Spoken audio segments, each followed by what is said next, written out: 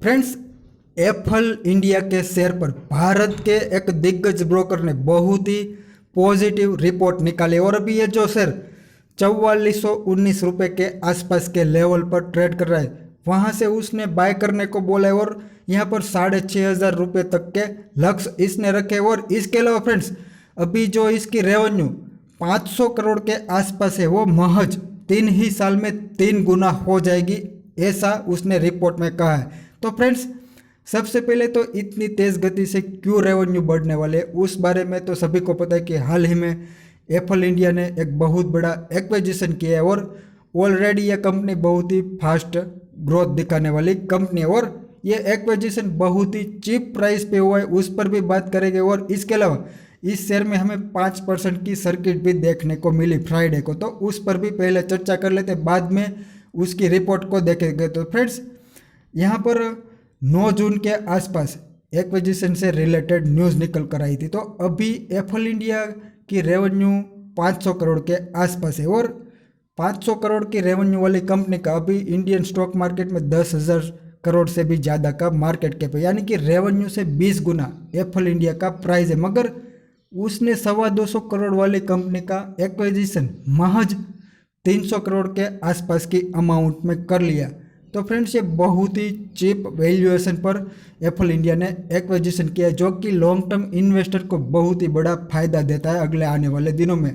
और नॉर्मली आपने देखा होगा कि एक्विजिशन के बाद हमेशा थोड़ी बहुत शेयर में हमें करेक्शन देखने को मिलते हैं, जैसे कि हाल ही में अभी रोजारी बायोटेक में थोड़ी करेक्शन देखने को मिली। उससे पहले विप्रो में भी बहुत बड़ा एक्विजिशन हुआ था और वहाँ पर भी हमें करेक्शन देखने को मिली थी। तो ऐसा क्यों होता है? तो फ्रेंड्स, एफल इंडिया जो अभी अपनी कंपनी चला रहा है वो अपने तरीके से चला रहा होता है, मगर जो एक्वायर करता है वो कंपनी पुराने प्रमोटर के हिसाब से चल रही होती है और उसमें मार्जिन नॉर्मली एफल इंडिया से कम है।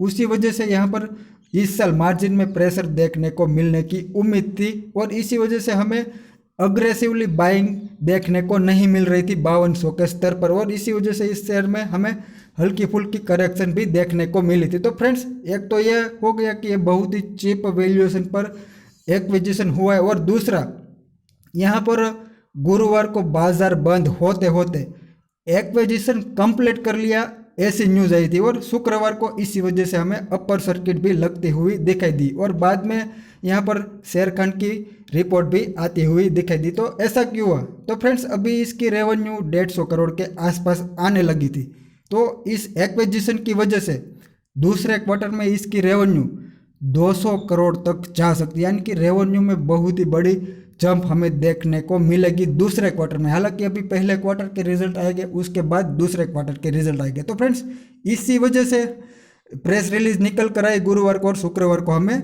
अपर सर्किट भी देखने को मिल गई। तो यहाँ पर सबसे पहले रिपोर्ट की बात करें तो आप यहाँ देख सकते हो, यह शेर खान की रिपोर्ट है और वो 3R मैट्रिक्स वाली स्ट्रेटेजी फॉलो करते हैं, राइट सेक्टर, राइट क्वालिटी और राइट वैल्यूएशन। तो फ्रेंड्स, यहाँ पर एफल इंडिया में शेर खान को राइट वैल्यूएशन दिखाई दे रहा है और इसी वजह से यहाँ पर उसने बाय करने को बोला और 6580 रुपये तक के अगले आने वाले दिनों में यह शेयर लक्ष्य दिखाएगा, ऐसा बोला। और आप यहाँ देख सकते हो फ्रेंड्स, अभी जो 516 करोड़ की रेवेन्यू रही थी पिछले साल, वो इस साल 944 करोड़, यानी कि बहुत ही बड़ी हमें यहाँ पर रेवेन्यू में जंप देखने को मिलेगी इस साल। और इसके अलावा अगले साल 1231 करोड़ और FY 24 में 1587 करोड़, यानी कि 3 साल में ही रेवेन्यू 3 गुना होने वाली है। तो फ्रेंड्स, ये बहुत ही तेज गति से ग्रो कर रही कंपनी और इतनी तेजी से जिसकी रेवेन्यू बढ़ने वाली है वहाँ पर लॉस जाने का चांस ही नहीं होता लॉन्ग टर्म में। मगर शॉर्ट टर्म में फ्रेंड्स, यहाँ पर क्या हुआ था कि इसके वैल्यूएशन एकाएक बहुत ही